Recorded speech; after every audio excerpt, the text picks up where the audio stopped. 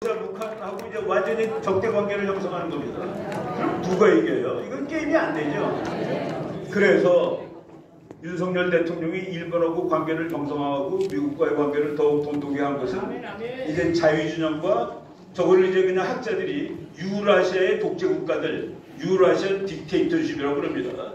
유라시아의 독재 국가들하고 자유진영이 싸우는데 이제 게임이 끝났다가 되는 겁니다. 그래서 한국 대통령이 미국 방문하고 일본하고 친하니까 중국이 저렇게 펄펄 뛰는 거예요. 이 지는 거로 게임이 확정됐으니까.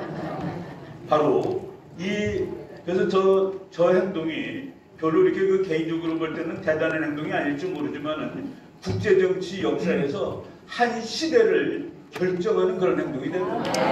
이제 또 내가 되는 독재국가가 또 무너지게 되겠다. 자유진영이 다시 승리하는 것이 확정되었다라는 그 사건을 지금 한국 정부가 하고 있고, 일본 수상이 와가지고 얼마나 그래도 저 국립묘지부터 방문을 하고 그동안 고생한 사람들한테 미안하다 그러고, 뭐 기시다 총리가 뭐 고생시켰습니까? 기시다 할아버지가 고생시켰지. 우리 할아버지가 고생했지. 예. 그 세상이 변하는데 빨리빨리 적응을 해야 되고, 적과 친구가 없어요. 생각이 같은 인간이 다 친구가 되는 겁니다. 나의 존재를 부인하는 것은 다 적이고, 그것이 우리 어머니라 할지라도 우리 어머니가 너 같은 놈이 왜 태어나가지고 이 세상을 이렇게 망가뜨리고 있니? 나 너 같은 놈 빨리 죽었으면 좋겠어. 그러면 어머니도 적이 되는 거예요. 근데 우리나라 사람들은 그걸 모르고 북한이 피가 같으니까 북한이 적이 아니다라고 그러는데, 그리고 피가 두 번째로 같은 일본은 왜 적이에요? 이런 그 말도 안 되는 이런 것들이 지금 다 이제 수정이 되고 있는 중입니다. 네, 다음 페이지. 예, 바이든 대통령이 한미동맹 70주년 기념 공동성명하고 철통 같은 양국 관계 확장, 영어로도 철통이에요. 아이언 클레드라고 그래가지고 정말 쇳덩어리 같은, 미국이 한국을 좋아해요. 왜냐하면 미국이 말이죠, 한국하고는 함께 싸운 나라입니다. 미국은 적이 무지하게 많아요. 미국이 직접 싸우지 않은 나라는 프랑스 한 나라입니다. 일본하고 전쟁했죠, 소련하고 전쟁했죠, 독일하고 했죠, 영국하고 했죠. 영국한테 독립할 때. 그 세계의 모든 강대국을 미국은 전쟁했던 나라입니다. 그래서 이 세상 모든 웬만한 나라가 다 미국하고 전쟁을 했던 나라인데, 한국은 미국과 함께 싸운 나라이기 때문에 그 미국이 특별히 좋아해요. 한국 같은 동맹을 하자고 약속을 한 겁니다. 다음 페이지 또 보겠습니다. 가치 동맹. 미국과 한국은 가치가 같아. 제가 어제 우리 여기서도 목사님하고 톡할 때 얘기했는데, 윤석열 대통령이 미국 상원 하원 거기 합동회의에 가서 연설합니다. 부통령이 상원의장이에요. 여자 해리스. 그리고 남자 이제 메카시라는 미국의 하원의장이 서 있는데, 그 뒤에 꼭대기에 뭐라고 썼습니까? 대리석에다가 딱 글을 박아놨습니다. In God we trust. 우리는 하나님을 믿습니다. 그래서 가치가 같다는 얘기예요. 하나님을 믿으면 뭔데? 하나님이 우리한테 준 게 뭐예요? 자유입니다. 자유. 하나님이 주신 누구한테도 결코 양보할 수 없는 권리, 이것이 자유거든요. 그 자유로 우리는 함께한다라는 그런 의미로 저기서 이제 연설을 한 것이죠. 근데 아까 보면 이쪽 세 나라는 자유가 없는 동네고 이쪽 셋은 자유가 충만한 동네인데, 우리가 저쪽에 껴가지고 안 떨고 엉겨가지고 누구 편인지 모르는 헷갈리던 이런 말이 안 되는 시절은 이제 갖고 다시는 오면 안 됩니다. 다시 오지 않기 위해서 우리가 자유마을 만들고 이 자유를 확산시키는 그런 운동을 하는 것이죠. 다음 페이지. 제가 이제 5월 4일 날 광화문에 갖다 찍었는데, 근데 기분이 좋아요. 한미동맹 70년 해가지고 태극기하고 성조기가 있는데, 한국 그 위에는 영원한 동행, 미국하고 영원히 같이 가자 이런 뜻입니다. 영원한 동행이라는 말을 할 수 있는 이유는 지정학입니다. 가까이 있는 나라들은 다 무서운 나라들이에요. 가까이 있는 나라는 정말 내 옆에 정말 그 좋은 나라가 있다 칩시다. 내가 힘이 100인데 이 나라가 힘이 500이에요. 근데 너무 착해. 그렇지만 그 나라는 무서운 나라입니다. 왜? 어느 날 이 갈등이 생기면 우리는 큰일 나는 거예요. 그래서 가까이 있는 나보다 힘센 나라는 다 무서운 나라입니다. 어느 나라가 정말 개 같은 나라, 못 쓰는 나라인데 내가 힘이 100인데 이러면 30밖에 안 돼. 그거는 개무시해도 되는 겁니다. 근데 국제정치는 가까이 있는 나라 중에서 나보다 힘센 나라가 다 무섭고 그 무서운 나라로부터 오는 무서움을 줄이려는 모든 행동이 국가 안보 정책입니다. 그런데 미국은 멀리 있어서 우리한테 무서운 나라가 아니고 미국은 자유국가이기 때문에 더 안 무서운 나라고 그런 겁니다. 그래서 미국과 영원한 동행, 그는 지정학적으로 맞는 말이다라고 얘기할 수 있고, 그리고 그 미국 깃발위에는 We go together, 우리 함께 갑니다. 미국 사람들은 그 말을 이제 한국말에서 같이 갑시다라고 이제 매일 미국 장군들이 한국 사람 앞에서 연설을 할 때 한국말로 같이 갑시다라고 연설을 하는데, 지금 이승만 박사가 그거를 완전히 칼같이 집어낸 거예요. 아, 우리가 같이 갈 나라는 얘밖에 없다 해가지고 지정학적으로 그리고 정치 사상적으로, 그래서 미국을 몇십 년 전에 이 나라, 그래서 우리나라 건국 정신에 한미 동맹이 들어가는 것이죠. 그거는 철칙입니다. 그거는 바꿀 수가 없어요. 우리는 중국하고 친해질 수가 없습니다. 일본하고도 정말로는 못 친해져요. 왜? 가까이 있어서. 근데 미국은 멀리 있기 때문에 정말로 친해질 수 있는 기본 조건이 된 나라다. 더 쉽게 얘기하면 우리가 중국이 무서워서 일본군의 힘을 빌려다 칩시다. 일본이 나가겠어요? 문제 해결되면 안 나가요. 이거 내 거야 그럽니다. 일본이 무섭다고 중국 힘을 빌렸다 칩시다. 중국이 나갈 것 같아요? 안 나가지. 잘됐다 이거 내 거야. 근데 미국만은 그렇지 않다는 그 얘기를 지금 하는 겁니다. 다음 페이지. 또 다음 페이지. 네. 그런데 그 아니 그 미국 그 거꾸로 하다가 그렇게 서울특별시에서 그러니까 미국하고 한미 관계가 좋다고 그러는데 참 세계에서 제일 친한 나라에 될 그 미국 대사관 앞에 경찰이 저렇게 지키고 있으니 저거는 무슨 몰골이냐는 그 얘기입니다. 그죠? 이게 뭔가 대단히 잘못된, 그것을 우리가 이 좌파들이 저러고 있는 것을 막기 위해서 경찰들이 일본 대사관 앞에 가보면 경찰이 없어요. 일본 동경에 있는 미국 대사관 가보면 완전 평화 그 자체입니다. 누구 와서 싸우려는 놈이 없으니까.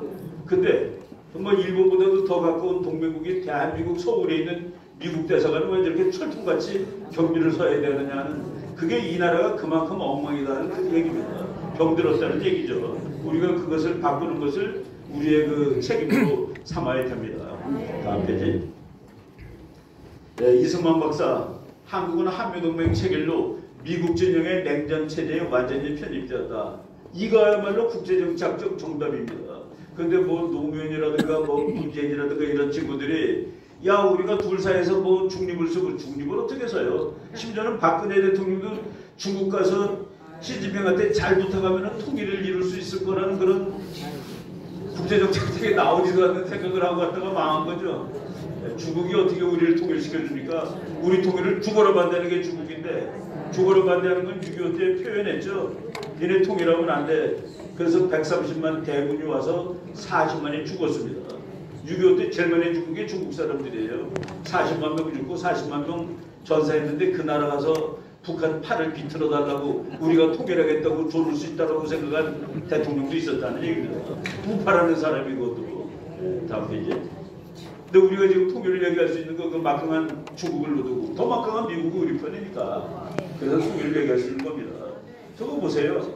저 대한민국 혼자 파란색인데 저게 70년 동안 파란색으로 남아있었을 뿐만 아니라 이제 앞으로 이 파란색을 위로 치르겠다라고 그러는 지금 순간에 와 있습니다. 저게 어떻게 가능하겠습니까? 한미동맹 때가 한미동맹과 그리고 저거는 하나님의 섭리예요. 그래서 이 나라가 죽지 않고 살아남은 것이죠. 저거를 그냥 순수히 국제정치학적으로 본다면은 50년 전 국제정치학적으로 본다면은 뭐 10년 후에 저 밑에 있는 한국이라는 파란색은 빨간색이 되겠구만 이라고 봐야지 맞는 겁니다. 이게 살아난 것이죠. 그래서 우리가 한미동맹 소중하고 이 자유민주주의 지키는 일, 그리고 우리가 이제 중국을 넘어서 몽골을 거쳐서 유라시아를 거쳐서 이스라엘까지 가는 그런 시점이 이제 눈앞에 다가왔습니다.